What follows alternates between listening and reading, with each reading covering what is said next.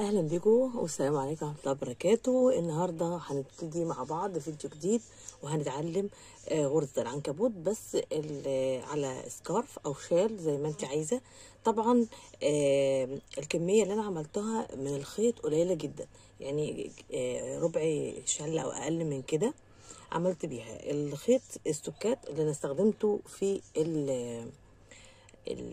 الشال او السكارف، بس انتي ممكن تجودي في الخيط، وفي هيمالايا وفي اليزا زي ما انت عايزه. تمام. الخيط رفيع وخفيف زي ما انت شايفه. ده السكارف خفيف قوي اهو، لان الخيط فتلته رفيعه. تمام. وانا كمان عملته على فتلتين، يعني انا عملته على 2 وطلع بالخفه دي. يعني الخيط الرفيع ممكن تستخدميه نفس استخدام الخيط الكبير اهو. انا هقرب لكم الكاميرا اهو. الخيط رفيع، عايزه تعملي على فتلتين بتعمليه، عايزه تعملي على اكتر بتعمليه. تمام. الغرزه سهله جدا وبسيطه، وبالخطوات مع بعض هنقدر نعمل الغرزه النهارده. وهنبدا الغرزه مع بعض بالسلاسل. البدايه خمس سلاسل. تمام. بالشكل ده بنستخدم ابره رقم 2. لو عايزه الشال ضيق شويه، 1 2 3 4 5. تمام. وبقفل بالشكل ده الخمس سلاسل مع بعض منزلقه بالشكل ده. تمام. بطلع 1 2 3، وباخد الخيط وبدخل في الجزء ده وبعمل عمود بلفه عادي، بلفه واحده. اللي عايز يعمل 3 لفات يا جماعه يعمل، مفيش اي مشكله. تمام. باخد الخيط 2 بالشكل ده، وباخد الخيط تاني وبدخل واعمل عمود بلفه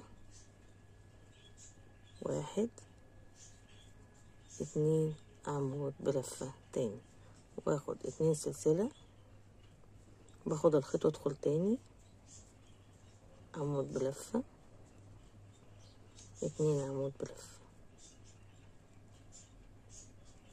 باخد السلسله 2 سلسله وبدخل تاني واعمل عمود 2 عمود بالشكل ده. دي البدايه بتاعتنا مع بعض اهي. باخد الخيط وبطلع 1 2 3، وباخد الخيط معايا على الابره وبدخل في اول فراغ هنا وبعمل 2 عمود بلفه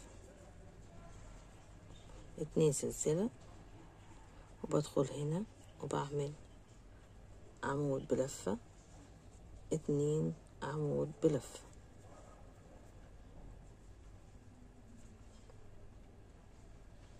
باخد 3 سلاسل 1 2 3، وبدخل في الفراغ اللي وراه هنا وبعمل عمود بلفه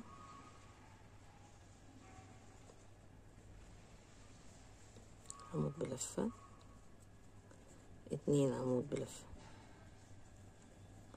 باخد 3 سلاسل 1 2 3، وفي الفراغ التاني بعمل 2 عمود بلفه 1 2 2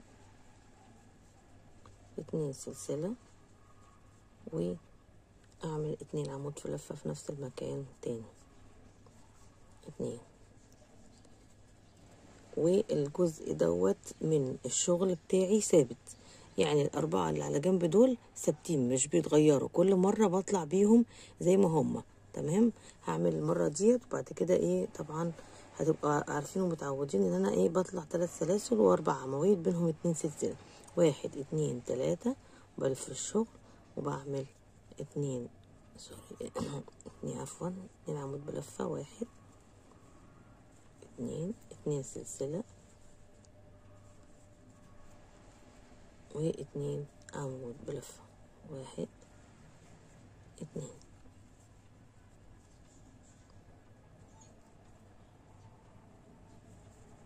باخد 3 سلاسل 1 2 3، وباجي على الجزء اللي هو السلسلتين العمودين اللي هنا، وبعمل قبل العمود 2 عمود في السلاسل التلاتة، بعمل 2 عمود. تمام. وباجي في الغرزة دي اهي العمود ده وبعمل عمود، والعمود التاني هنا وبعمل عمود فوقيه كده، بقوا 4. باجي في الفراغ اللي جنبيه هنا السلاسل بعمل 2 عمود كده، بقوا 6 عمود بلف. تمام. 1 2 3. ودي برضو ال3 سلاسل دول في الاخر ثابتين، وفي الاول برضو ثابتين بعد الايه ال4 مويد. 1 2 سلسلة و2 تاني. هلف الشغل معاكم دلوقتي وهرجع لكم تاني، هحمل الجزء ده من الفه وارجع لكم تاني. عملت طلعت ولفيت بالشغل زي ما انتم شايفين كده، وبعدين جيت عملت 3 سلاسل 1 2 3، وبدأت هنا في قبل ال6 دول في الفراغ ال3 دول بعمل 2 عمود. تمام. 2 عمود. هو بيتخلع معايا علشان انا بطيئة، ببطئ في شغلي، فايدي بطيئة عشان بعلمكم، فايه فالخيط بيفلت مني. 2 وبدخل في كل عمود هنا بعمل عمود في ال6 دول، يبقى 6 و2 8. تمام. لغاية دلوقتي هنعمل 8 اهي. 1 2 3 4 5 6 7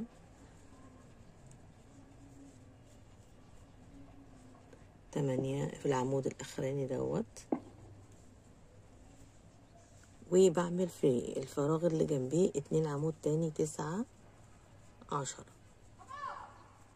بعمل 3 سلاسل 1 2 3، وبدخل هنا بعمل الجزء اللي على الحرف واللي هو بيبقى ثابت معايا، اللي هو 2 عمود 2 سلسلة و2 عمود، وبرضو بلف وبعمل نفس النهاية بعملها في البداية نفس الحكاية.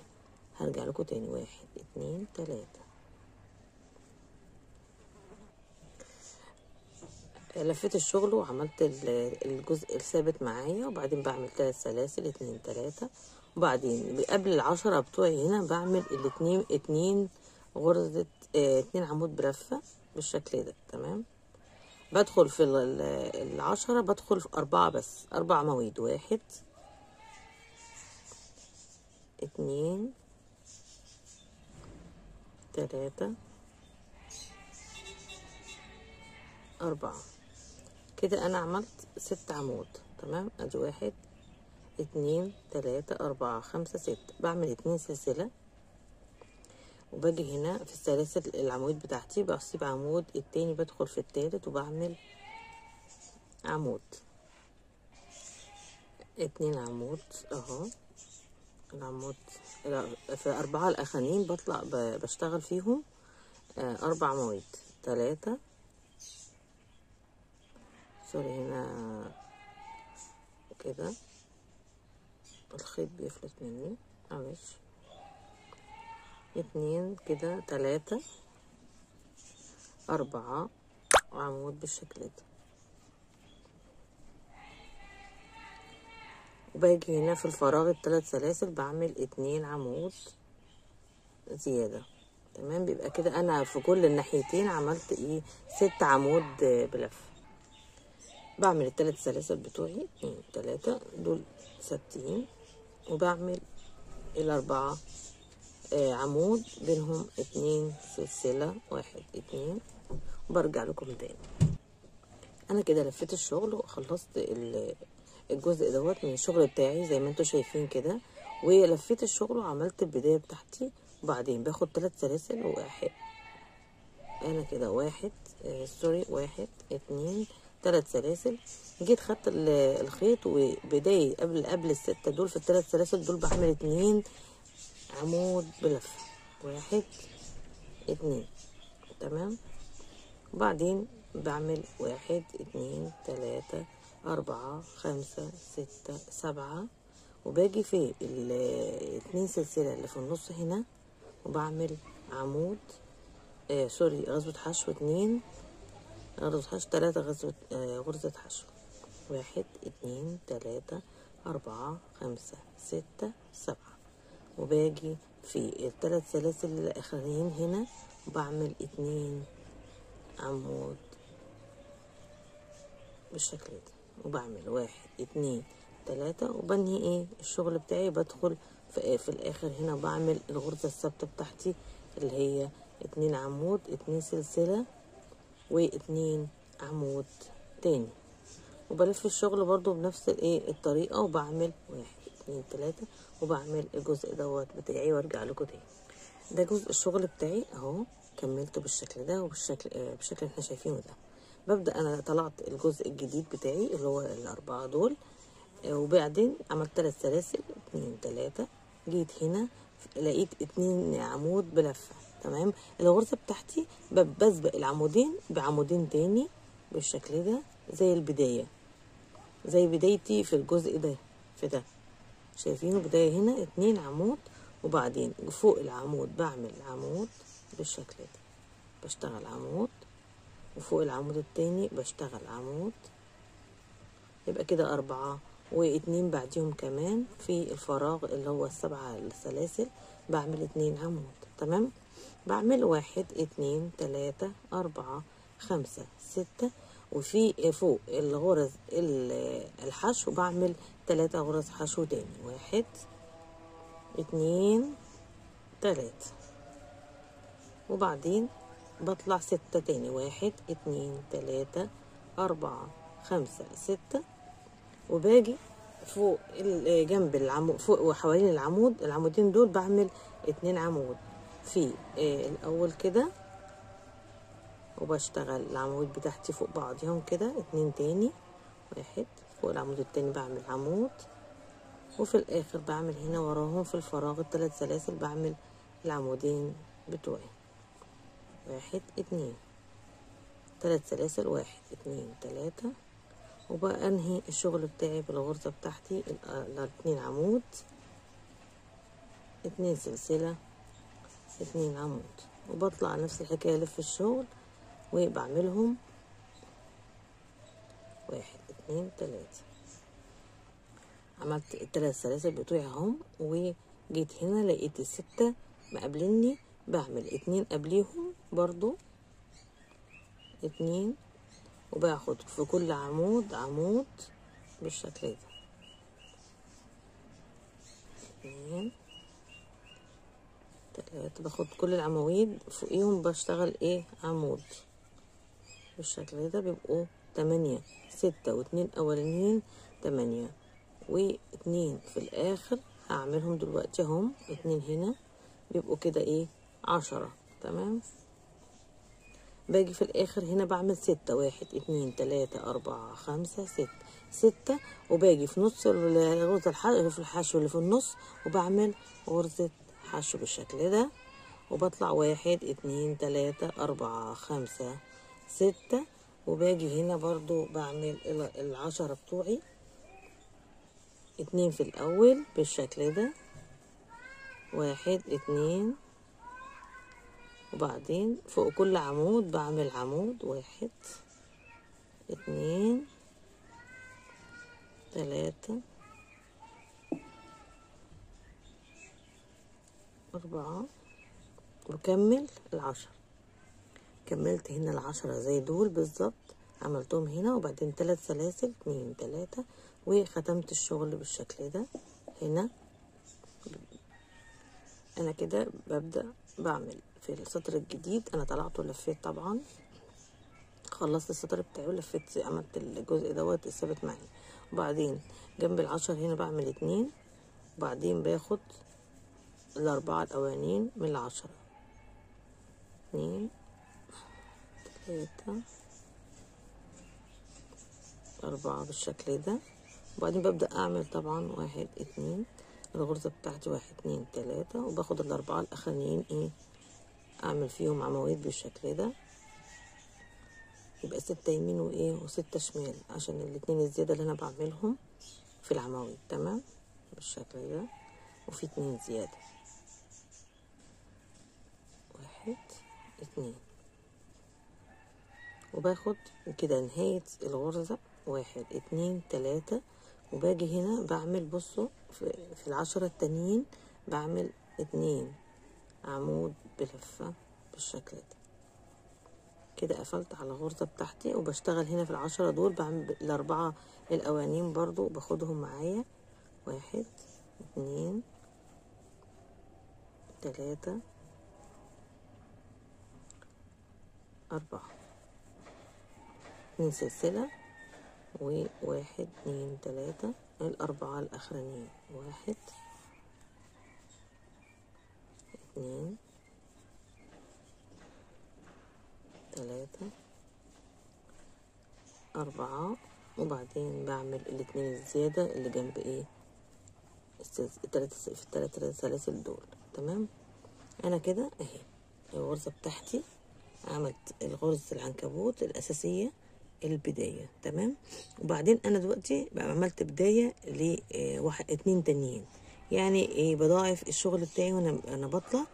بعد كده ببدأ اعمل التناقص بتاعي، وفي الاتنين انا عملت هنا في ال10 دول عملت بالشكل ده، ببدأ 2 تاني هنا، وتبدأ المسيرة بتاعتي ان انا بزود في كل مرة بعملها. يعني في كل مرة بعمل المرة الأولانية بعمل اهي هنا اهو واضحة اكتر. اول مرة بعمل واحدة بالشكل ده، وبعدين بطلع بعمل 2 في الجزء دوت، بتطلع معايا في الاتنين دول. ببدأ اعمل الجديدة لما بخلص، وبقفل على الغرزة بالشكل ده في المرحلة دي، بقفل عليها وبعمل الاتنين دول في المرحلة اللي وراها. تمام. اللي هي 2 7 3 حشو و2. ببدأ كده بعمل الجديدة الايه غرزة العنكبوت الجديدة اللي هي اللي بالشكل ده هنا، دي اللي هي دي. تمام. اللي هي دي ببدأ اعملها هنا في الجناب. يبقى بعمل اول واحدة، وبعدين ببدأ بعمل 2 التانيين المرحلة التانية، وبعد كده 3، وبعد كده 4 بنفس الترتيب كل مرة. 1 2 3 4. المرة اللي وراها عشان وسعت اكتر 1 2 3 4 5. تمام. كل مرة 1 2 3 4 5 6. كل مرة بيبقى معايا في العمود بيزيد ايه 1 2 3 4 5 وهكذا، بتكبر معاكي زي ما انت عايزة. الخيط السكارف خفيف زي ما انتوا شايفين كده، ممكن يكبر يبقى شال زي ما انت عايزة. الجزء دوت حوالي 35 من الناحية ديت اهي، اخر هنا 35 سنتي تقريبا، او حوالي 40. عمل اقل من ربع شله، وفي الخيط خفيف جدا، في الخيط رفيع، فبيدي معاكي مساحه واسعه. الغرزه سهله جدا وبسيطه، وان شاء الله تكونوا استفدتوا معايا النهارده، والى اللقاء ان شاء الله بفيديو اخرى باذن الله.